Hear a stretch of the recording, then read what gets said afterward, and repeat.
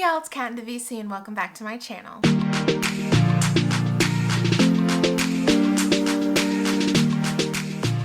Happy February, happy Black History Month, happy Aquarius season, happy my birthday week. I am 31. Can you believe it? I'm excited though. I have a feeling that this year, this is gonna be a good year. Okay, we're cooking. But we're not here to talk about me today. We're here today because y'all requested on my community tab to talk about green flags in relationships. So I'm here to deliver. These are the green flags you should pay attention to when looking for a partner. Honestly, these could apply to a platonic relationship as well, except for the 10th green flag, but we'll get to that. If you're new here, hi, I'm Kat. Nice to meet you. We talk about lifestyle, beauty, self-love, and commentary on this channel. If that sounds cute to you, welcome. Glad to have you here. I put together a list of the green flags that you should look for in a romantic relationship to determine if you are with a good person or not. Sometimes it can get hard. I get how it is where you kind of feel like you can't really trust yourself anymore. So that's what we're here to do. We've got this. Sometimes it's just nice to kind of have a list to refresh your mind and just kind of easily check off and make sure this person passes the vibe check, okay? This is just my personal list, so if you have a list, please put it down in the comments. I would love to know what's on your list. We love lists here. Okay, green flag number 1, they never stop getting to know me. I feel like I've been in relationships before where for the first 2 weeks, the first like 3 weeks, it starts out really great. They are asking me questions, but after like the first month, I feel like there's not a lot of questions there anymore. That's why I definitely feel like you have to wait at least 3 months before you can like really feel like you know the person, because 3 months is a good time span for them to like, the facade will fade by 3 months, you know? So like if they are giving you a fake persona, they can't keep it up forever, right? So like by 3 months, you should start to see the mask slip. If they are still holding up after 3 months and passing these green flags, like lock that sucker down, okay? Because we are in the end times here. He's a good man, Savannah. A good man. So I will say that I feel like these are all green flags you should be checking off after 3 months. If you're checking this off after a week, like great, they should be checking these boxes off after a week, but that's not to say you're with a good person.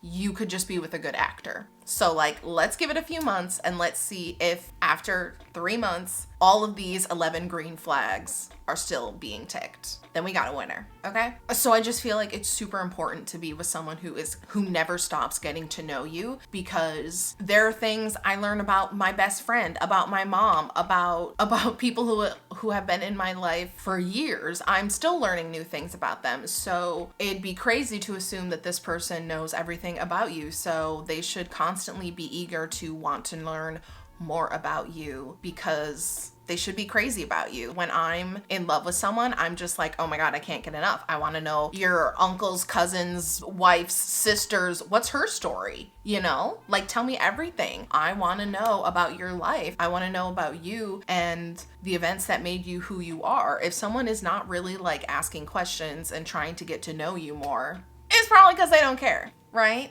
So keep it moving. Green flag number 2, you can count on them. They are reliable, right? People aren't gonna be reliable 24/7 all the freaking time. Like people have other lives and we have to understand that. But for the most part, if you feel like you can count on them, you feel like for the most part, when y'all make plans, like it's gonna happen, not guessing like, oh, I know he said that he would like, we could hang out Wednesday, but like, is that still gonna happen? Is he gonna ditch me? Is like a better offer gonna come up? You know, it's like they're always coming up with excuses. If it's like, you can count on them to be there when they said they were gonna be there. And when you hang out, they're present, they are engaged with you. Tick, tick, tick. We love it. We love someone that follows through on what they say they're going to do. And then when they do spend time with you, are actually devoting that time to you and respecting your time by not just like picking up phone calls in the middle of you like having dinner. You know, like they're really there with you. They make you feel like they want to be there. You know, that is a green flag, like base level green flag. We are not accepting less than that, okay? Green flag number 3 is they accommodate your needs and they can anticipate your needs. This is especially for someone like me with a chronic illness. I feel like someone who can anticipate my needs can like already tell that I'm like draining from, you know, exhaustion of being out, and is like, hey, you look like you're kind of fading. You want to like head home? Like they pay attention to the little things, right? right? Like they anticipate your needs because they've paid attention to your routine. You know, it's not always you having to accommodate to them. They are also being flexible for your schedule, for the things you want to do for a date, the restaurants you want to go out to. Like, is it always just what they want, or is it a team effort? Are you both getting to have input? So for me, in terms of accommodation, like sex is a huge thing.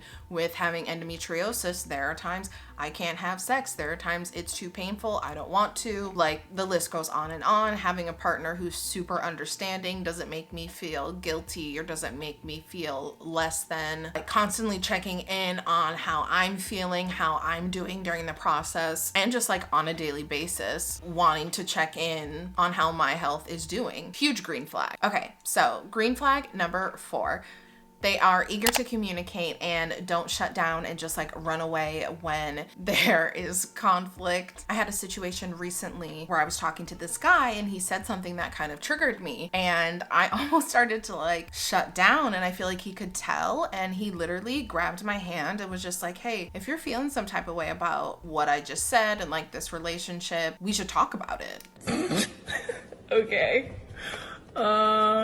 And it was just like the weirdest thing to me, because I feel like so many other partners I've been with, it's just so confusing. Like, we never actually talked about any real issues that there were, and kind of just tried to skirt around it because they're like not in the mood. I feel like I would always get yelled at in past relationships, like, oh, you're bringing this up again, you know? Whereas like this time, this person was saying like, hey, if this is bothering you, let's talk about it. That was just like, I honestly was like, where did you learn that? Who taught you how to do that? But it's like, that matters. Okay, green flag number 5 is someone who is self-aware. Ooh, this is this one is super important to me. 1, people who are not very self-aware are not often able to like see when they're wrong in a situation, which can cause a lot of conflict. And I also feel like for me and my home, self-awareness in public is like really important too. I'm not really someone who like wants a lot of eyes on me. All eyes on me. In the center of the ring, just like a circus. When you crack that whip, everybody comes trip just like a circus. I don't want to get copyrighted. I know I sound just like Britney. Bless her heart, for real. I hope she's doing okay.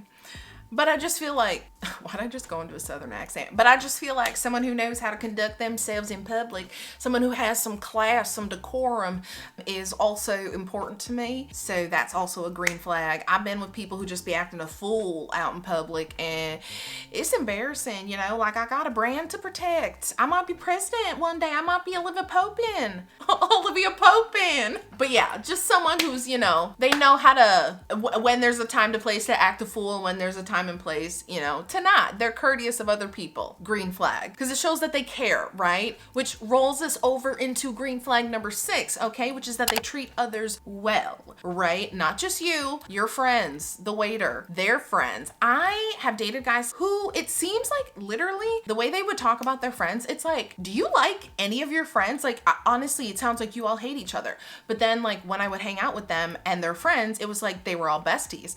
And I'm like, my bitch is two-faced. Also, someone who constantly bitches about their ex or their baby mama, right? You should not be bitching about the mother of your children. I mean, you can bitch all you want in the group chat, right? Just like, don't tell it to me. I feel like that is a red flag I ignored in the past, is dating a guy who just really had so much hatred, I feel like, towards his ex. But then he cheated on me with her, so it's like... Because you're a sinner.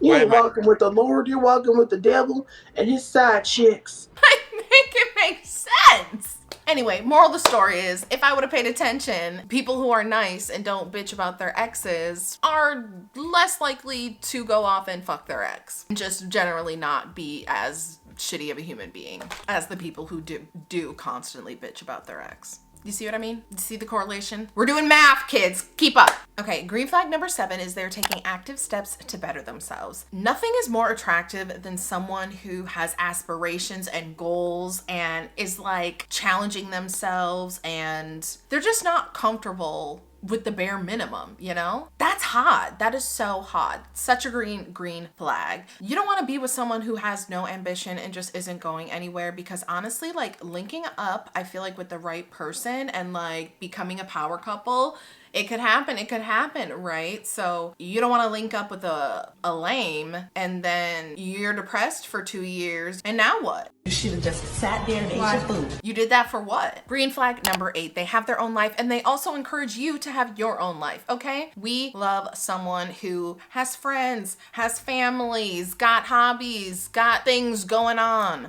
We love someone who makes us miss them, right? You don't want someone who's like helicopter hovering over you. We do not need to be codependent. It's not cute, okay? If they are trying to monopolize your time, something's wrong, okay? Something's fishy, which leads us into green flag number 9. They're trustworthy, okay? I know this one seems dead, but I'm being so for real. Like, you just know. I have dated guys that I just do not have the urge to go through their phone. I do not have the urge to wonder who they're texting, who they're talking to all day, who they ate lunch with, I don't care, because I trust them. I trust them because their actions have shown me I can trust them. And you just feel it, you know? Like you feel it, but you also see it too, because cheaters, they can't hide those wandering eyes. Like we see it when you're looking at other people, when you're flirting with everyone